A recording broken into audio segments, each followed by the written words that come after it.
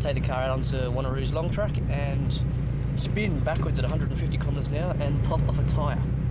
So we get that fixed up, get a new drive shaft in, all good to go. Friday afternoon, nice and smooth. Saturday, first run out at Mount Omni, 100 kilometres from Perth. Snap another drive shaft. We have to limp back in front-wheel drive mode. Didn't stop us from doing the event. We went up Mount Omni in front-wheel drive with 350 horsepower at the front wheels. Got back to Perth. On top of the hill, a friend of ours, Carl, who kindly lent us this car for other reasons, brought us up some drive shafts, 6 of them, just to be sure.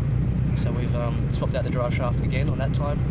Out to AHG Driving Centre, did one lap myself. My driver Rob went in, snapped another drive shaft.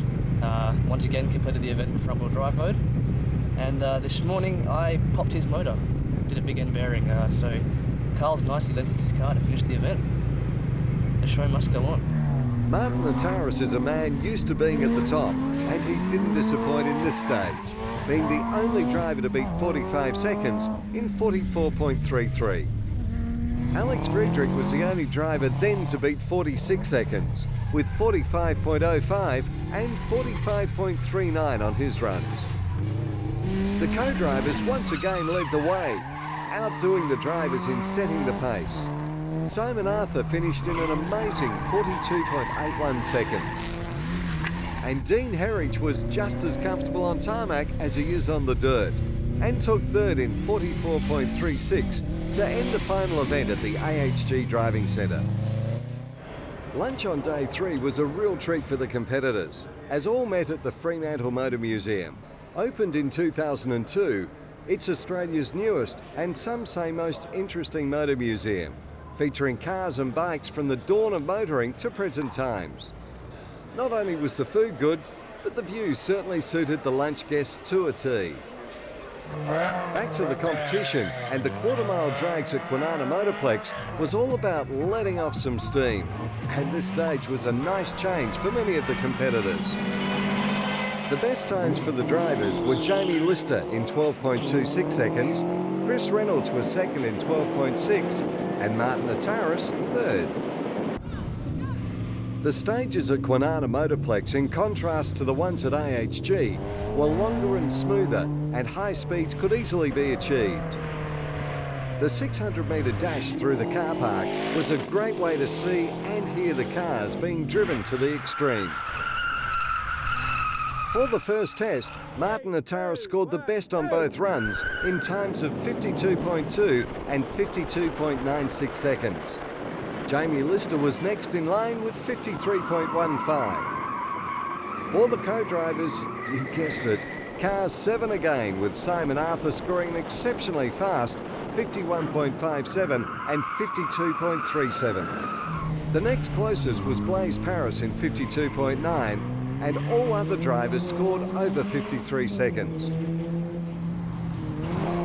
Auto Test 2 was a 500-metre sprint, and the best driver's time of the day didn't go to a four-wheel drive. It went to Mark O'Connor in the Lotus Elise in 22.23 seconds. Second best was Warren Gates in 22.81, and once again Alex Friedrich in the top 3, coming in third at 22.83. For the co-drivers, Simon Arthur was best again in 22.39 and 22.47, and third best was Nicholas Box on 22.72. The final event was a quick 100-metre dash to the finish. Driver's top spot went to Jamie Lister in 8.7 seconds. Alex Friedrich was second, and Matt Langer and Mark O'Connor equal third in 8.89 seconds. For the co-drivers, the top 3 also got under the 9-second mark, with Dean Herridge doing best in 8.79, Blaise Paris second in 8.93, and Chris Lim third in 8.98. But for one crew, this final stage finished a little prematurely. Ken Blackwood had been having a great weekend in the Cobra replica, and at every opportunity had certainly been giving it a go. But unfortunately, it was near the end of this final stage of the event that things went astray. I changed gear when I shouldn't have. Basically, that's what it was. I was still under load, and as soon as I changed gear, it just understeered dramatically, and the rest is history. The bit more polish on it, you think? A bit more polish on my driving, I think. Co-driver Keith Hawley, Ken's mate and employee, was pretty happy he wasn't behind the wheel at the time. Yeah, I got to work for him on Monday and I might get the DCM if I'd done it. And an uncharacteristic error by Simon Arthur wasn't how he would have liked to have finished the day. It's a little bit hot into the braking area, mate. Collected the cone. It's all right. What were the other ones like? Yeah, good. It was good fun. I got around them quite swiftly, I thought, but maybe a little bit too swiftly. At the end of the day, Alex Friedrich ended up on top of the drivers with 163 points. Martin Nataris was in second, and Daryl Dello jumped up to third place. The co-drivers were keeping a fairly predictable pace, with Blaise Paris ending the day in top position. Simon Arthur came in second, and Steve Pummer in third. After 3 days of speed, excitement and fast-pumping action, the teams arrived for the long-awaited awards ceremony at the Royal Perth Yacht Club, where the views were as spectacular as the memories gathered from the weekend. So how'd it go? Good, yeah, have fun, awesome. 3 days of good fun, didn't hurt the car. Rode off tyres, but who cares? What was the best part about it, do you think? The people. Yeah, meeting new people and just, I mean, you know, I just like to get behind the wheel of a car, the adrenaline rush. I think they're going to lock me up for murdering 3 sets of tyres, so. But that's all right. No, it was worth it. You had a good time? Most murderers say, don't they? Yeah. Now, what's it like driving the boss's car in anger? It's great. I get back at him when he gives me a hard time at work. I still do have a job, don't I? Oh, yeah. Come along. You can pay it off now. The whole other people's car thing added to the attraction, and worked out Little Diesel went all right. I've got to say the best thing about it is the horn, but it's been great.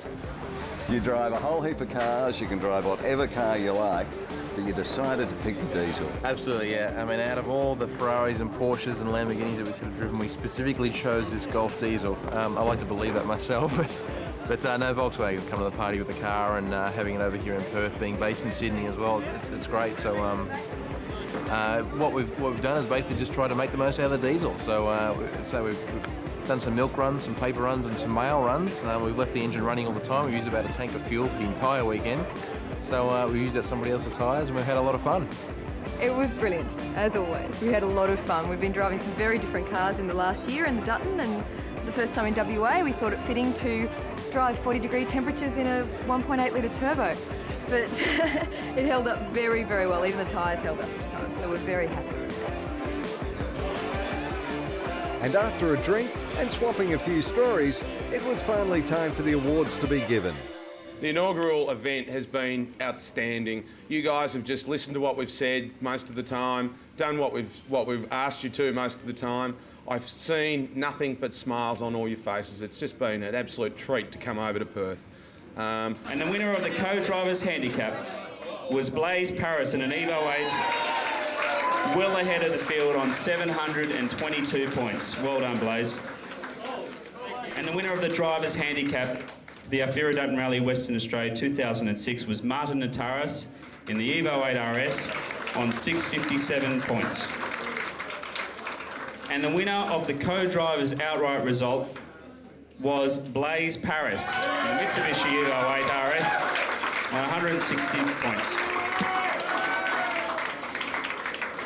Tops weekend. That was great. We had a good time. I've got a few people I guess I should thank. First and foremost, my mate Dan, who was stupid enough to let me drive his Pride and Joy this weekend. Had an absolutely amazing time beating Christ out of your car, mate. It was great. Thank you very much. And it gives me great pleasure to say the winner of the driver's outright for the Alphera Dutton Rally Western Australia 2006 was Alex Friedrich. Subaru WRX, 174 points. Drove well all weekend. Well done, Alex. Huge effort. I'm totally exhausted. I want to go to sleep. I got to say, I've had the best weekend I've ever had, and I think I can probably say the same for a lot of the guys out here.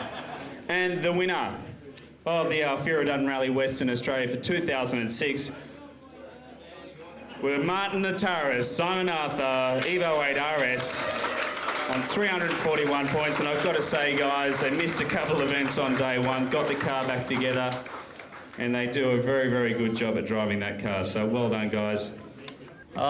Geez, I've got to thank a lot of people. Bear with us.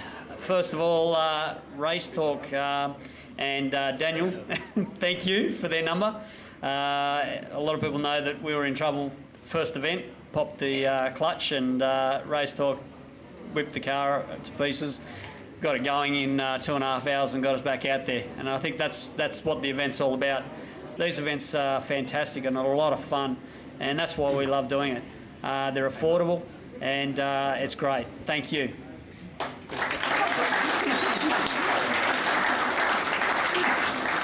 Just quickly, of course, thanks Martin for inviting me again to do the series with him again.